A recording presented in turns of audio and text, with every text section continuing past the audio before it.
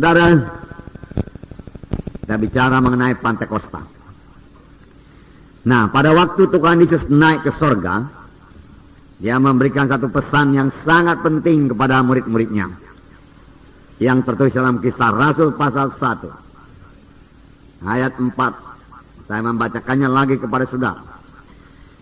Pada suatu hari ketika ia makan bersama-sama dengan mereka, ia melarang mereka meninggalkan Yerusalem dan menyuruh mereka tinggal di situ menantikan janji Bapa yang demikian katanya, telah kamu dengar daripadaku, sebab Yohanes membaptis dengan air, tetapi tidak lama lagi kamu akan dibaptis dengan Roh Kudus. Tuhan Yesus sendiri mengatakannya sebelum dia naik ke sorga, yaitu sewaktu dia masih melayani di bumi ini. Tuhan Yesus beberapa kali bicara mengenai Roh Kudus akan datang, Roh Kudus akan memenuhkan kamu, Roh Kudus akan memimpinkan kamu, dan seterusnya. Nah, di sini sekali lagi dia mengatakan sebelum dia naik ke sorga, perkataan yang terakhir, sebab Yohanes membaptis dengan air, tetapi tidak lama lagi kamu akan dibaptis dengan Roh Kudus. Kamu akan ditenggelamkan dalam Roh Kudus, dan hidupmu akan berubah, seperti dikatakan dalam ayat 8. Tetapi kamu akan menerima kuasa. Kamu akan menerima kuasa. Saudara akan menerima kuasa. Saya akan menerima kuasa. Roh Kudus itu kuasa. Amin, saudara. Ya, kita menerima kuasa. Jadi kalau kita dibaptis dengan Roh Kudus, kita menerima kuasa. Dan kamu akan menjadi saksiku di Yerusalem dan seluruh Judea dan Samaria dan sampai ke ujung bumi. Oleh sebab itu setiap kali saudara melayani, saudaraku, melayanilah dengan kuasa Roh Kudus. Jangan melayani dengan kekuatan sendiri, akal sendiri, cara sendiri, saudaraku, cara-cara manusiawi, saudaraku, mengambil hati manusia, saudaraku. Tuhan telah berikan Roh Kudus, saudaraku. Biarlah Roh Kudus memakai saudara.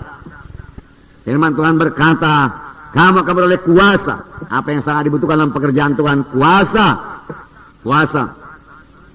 Firman Tuhan berkata, huruf itu mematikan, tetapi Roh Kudus menghidupkan. Firman Tuhan berkata, bukan oleh kuat, bukan oleh gagah, tapi oleh Roh Tuhan juga, maka pekerjaan Tuhan jadi. Ini dikatakan ayat 14. Saya membacakan pada saudara Kisah Rasul pasal 1 ayat 14. Mereka semua bertekun dengan sehati dalam doa bersama-sama dengan beberapa perempuan serta Maria ibu Yesus dan dengan saudara-saudara Yesus. Dia disebut namanya, tapi dikatakan semua bertekun dengan sehati. Ini perlu, saudaraku, sehati. Sidang Tuhan perlu bersehati.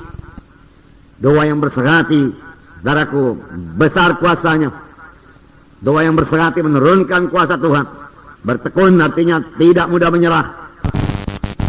Terus bertekun, walau ada halangan, walau ada gangguan, walau ada gelombang, dia bertekun, dia maju terus, di atas gelombang tersebut. Bersama-sama beberapa perempuan. Nah, saudara yang kasih nama Yesus. Dan kalau saudara baca Kisah 2, mulai dicurahkan Roh Kudus pada 120 orang. Saudara, pada perjanjian lama tidak begitu banyak yang dibaptis dengan Roh Kudus. Hanyalah, saudaraku, raja-raja, nabi-nabi, saudaraku, dan imam-imam. Dan saudaraku, setelah mereka diurapi dengan Roh Kudus, saudaraku, setelah mereka diurapi dengan Roh Kudus, mereka sanggup menyampaikan panggilan Tuhan dalam hidup mereka. Kalau mereka, dia sebagai raja, saudaraku, Raja Daud diurapi, lalu Daud sanggup, saudaraku, melayani. Urapan itu, saudaraku, menyanggupkan mereka. Urapan itu mengobatkan mereka. Diurapi dengan minyak pada waktu, tapi sekarang diurapi dengan Roh Kudus.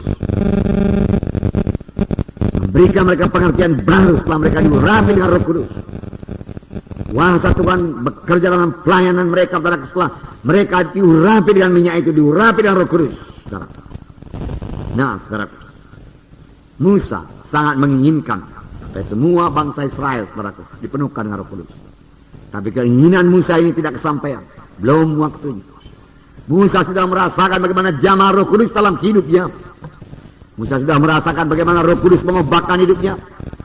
Musa mengalami banyak mujizat Tuhan, saudaraku, sebagai akibat daripada melayani dipimpin oleh Roh Kudus. Tanda jahit, tanda mujizat berlaku. Ya, dia kepingin supaya seluruh bangsa Israel menerima berkat yang sama. Kalau semua bangsa ini nabi adanya, dia katakan. Nabi pada waktu menerima Roh Kudus, dia rindu semua bangsa Israel dipenuhkan dengan Roh Kudus. Tapi belum waktunya. Sekaranglah waktunya, amin, saudara. Sekarang semua kita bisa penuh dengan Roh Kudus, amin. Haleluya, haleluya. Ya. Nah, bagi kamulah perjanjian itu, bagi anak-anakmu, bagi kamu yang jauh-jauh, seberapa banyak yang dipanggil oleh Tuhan Allah kita. Bagi kita lah perjanjian, saudara. Dipenuhkan dengan Roh Kudus. Dalam hidup kita bekerja karunia-karunia Roh Kudus, saudara. Ada kepada Musa masih diberikan Tuhan 70 orang di luar Musa. Apa gunanya? Karena Musa sendiri tidak sanggup memimpin bangsa itu. Tanpa Roh Kudus tidak ada satu orang pun yang sanggup memimpin bangsa Israel, saudara. Supaya mereka sanggup memimpin. Karena Musa telah memilih 70 tua-tua sidang, saudaraku. Tua-tua daripada bangsa itu, saudara. 70 orang ini bisa memimpin, mereka harus dipenuhkan dengan Roh Kudus. Tanpa dipenuhkan dengan Roh Kudus mereka tidak sanggup. Mari kita buka Bilangan pasal 11. Bilangan pasal 11. Ayat 17. Maka aku akan turun dan berbicara dengan engkau di sana. Lalu sebahagian dari roh yang hinggap padamu itu akan kuambil dan kutaruh atas mereka. Maka mereka bersama-sama dengan engkau akan memikul tanggung jawab atas bangsa ini. Jadi tidak usah lagi engkau seorang diri memikulnya. Tanpa diberikan Roh Kudus mereka tidak bisa memikul tanggung jawab atas bangsa Israel. Mereka bahkan tidak mengerti memikul tanggung jawab itu, saudara. Mereka tidak mengerti. Sampai sekarang kalau kita mau mengerti perkara-perkara rohani, kita tidak bisa mengerti dengan akal manusiawi, dengan kebentaran manusia tidak bisa. Kita perlu, saudara, wahyu daripada Roh Kudus, saudara. Kita perlu Roh Kudus, saudara, bekerja dalam hati kita, saudara, menerangkan rahasia daripada firman Tuhan. Tuhan berkata kepada Musa, kumpulkan 70 tua-tua sidang. Dia katakan, lalu aku mengambil sebahagian daripada roh yang ada padamu dan kutaruh ke atas mereka. Lalu mereka, dia katakan, akan sanggup memikul tanggung jawab atas bangsa Israel bersama-sama dengan engkau. Tanpa diberikan Roh Kudus mereka tidak sanggup memikul tanggung jawab. Itu sebabnya saudara Tuhan berkata, tunggulah di Yerusalem, jangan pergi.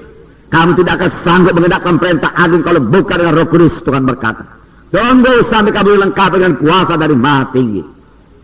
Betapa sayangnya saudaraku, masih banyak saudaraku, ya, gereja-gereja belum menerima Roh Kudus sepenuhnya, belum membiarkan Roh Kudus beroperasi dalam sidang Tuhan. Saudaraku, dalam sidang ini biar Roh Kudus, saudaraku, mengambil tempat yang utama, memimpinkan kita semua, saudaraku, mengobahkan kita semua, melengkapi kita semua, mengurapi kita semua, dan membiarkan saudaraku Roh Kudus bekerja dalam sidangnya ini dengan memakai saudara. Haleluya. Nah, saudaraku, kemudian ayat 24, mari kita baca. Setelah Musa datang keluar, sekali lagi sama-sama. Setelah Musa datang keluar, disampaikannya firman Tuhan itu kepada bangsa itu.